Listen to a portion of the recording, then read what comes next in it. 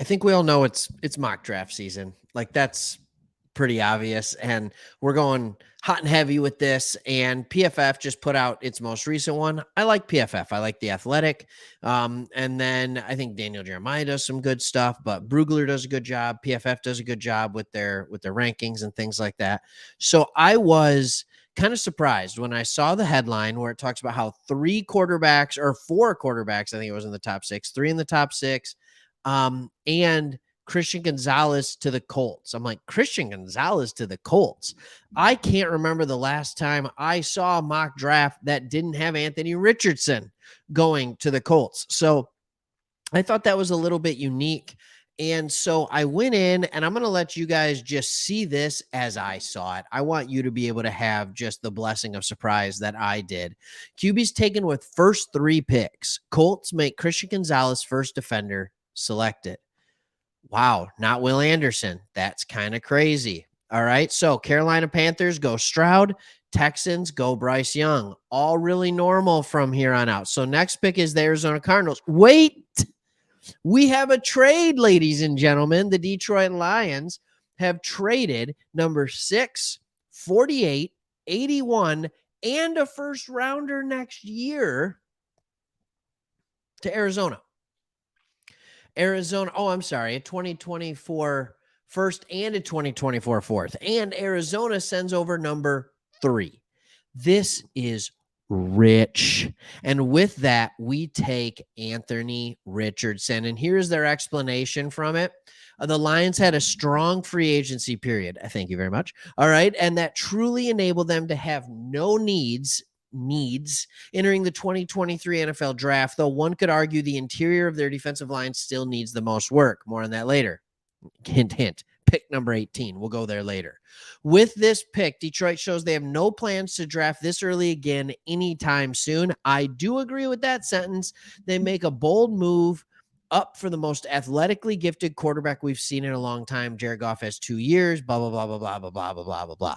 Ladies and gentlemen, we will go back and we will see what we do at number 18 later in this video. But first, we need to talk about us getting Anthony Richardson. And we are getting Anthony Richardson for the cost of pick 6, pick 48, pick 81, our first rounder next year, and our fourth rounder next year, which will leave us with no first round picks next year. Do you like the trade? I'll give you 4 seconds, 5 seconds, 4, 3, 2, 1. Because I don't. I do not like the trade. Don't get me wrong. I see the upside in Richardson. Kinda. I don't think I see it to the level everybody else sees it to. Can we just break down Anthony Richardson as a prospect here for a second?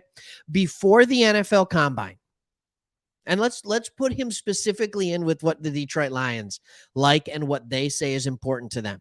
Anthony Richardson before the Combine, a lot of people, not a lot, but it was a popular mock to put Anthony Richardson to the Lions at 18.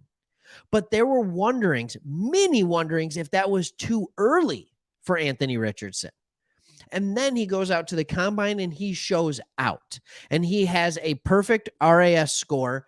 Now, by perfect, it's a 10, which means he's the highest graded quarterback ever. Now, many great athletic quarterbacks, Kyler Murray,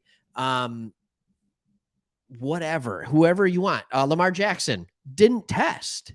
Like Dante Culpepper's still sitting, I think, in the top 3 of quarterbacks in athletic ability. So a lot of quarterbacks aren't testing at that level. Since this has come out, because quarterbacks don't feel the need to prove that. You see me on the field.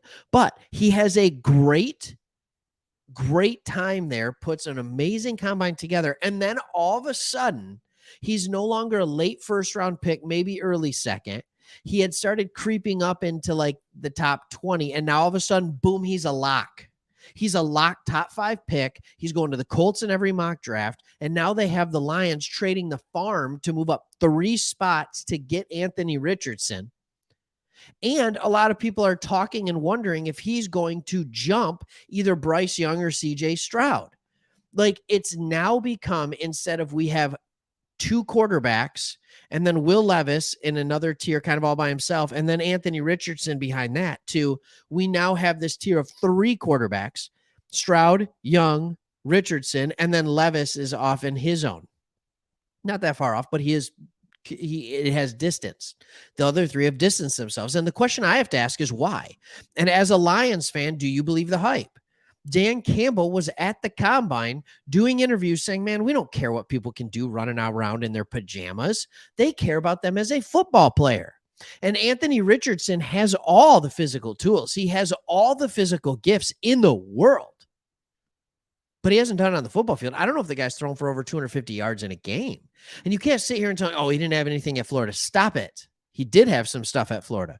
I'm not saying like he was the greatest talent in the world, but come on, right? Like, come on. This is the same school that Trask threw for thousands and thousands of yards. So, and now he might be starting for the Bucs. You never know. But like, can I just say this is way too much? This is way too much to give up. Again, 2 firsts, a second, a third, and a fourth, a future fourth. That's insane. So let's move on and see what we do with pick 18 and make sure there's no other crazy trades that are going on here. All right. Jackson Smith and Njigba at 12, Broderick Jones out of Georgia, Devin Witherspoon, Lucas Van Ness, Bijan Robinson.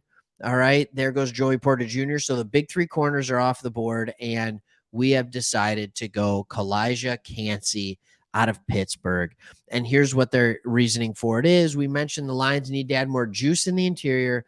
And here they do just that. Kancey's lack of size may cause him to fall even further down the board, but Lions general manager Brad Holmes was the Rams director of college scouting in 2014. And here we go, because heaven forbid we talk about Kalijah Kancey without naming Aaron Donald, an undersized defender by the name of Aaron Donald out of Pittsburgh, 13th overall. Here's what I will say. Kancey is not Aaron Donald, but his 92.4 pass rush grade and 18.1% pressure rate led all FBS interior defenders in 2022. That's really good. And his 22.7% pass rush win rate placed second.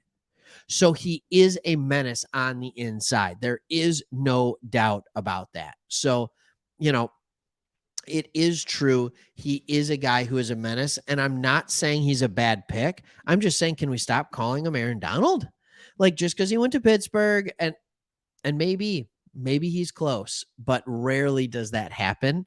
Rarely does that happen. So I want your thoughts on this mock. What would you do if, like, I think a lot of us are starting to come to grips or term, like I'd say 50% of us are starting to come to terms that if there's a quarterback sitting there at 6, it's a possibility. But there's another video in which I talk about Dan Campbell and how much he loves Jared Goff. So, but I think a lot of us have settled in that it's a possibility at number 6. But this idea and this new trend of the Detroit Lions trading up, oh boy, that's a tough pill for me to swallow. Let me know if you feel the same as I do. I just think that is too much, because part of the thing that I love about us is we have a lot of assets going forward, a lot of draft picks to round out this roster so we don't have to keep spending large amounts of money in free agency. I understand if Richardson works out that you save a ton of money at the quarterback position in a couple years,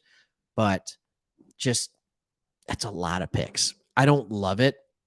I wouldn't die, but I don't love it. All right. We'll see you guys in the next one.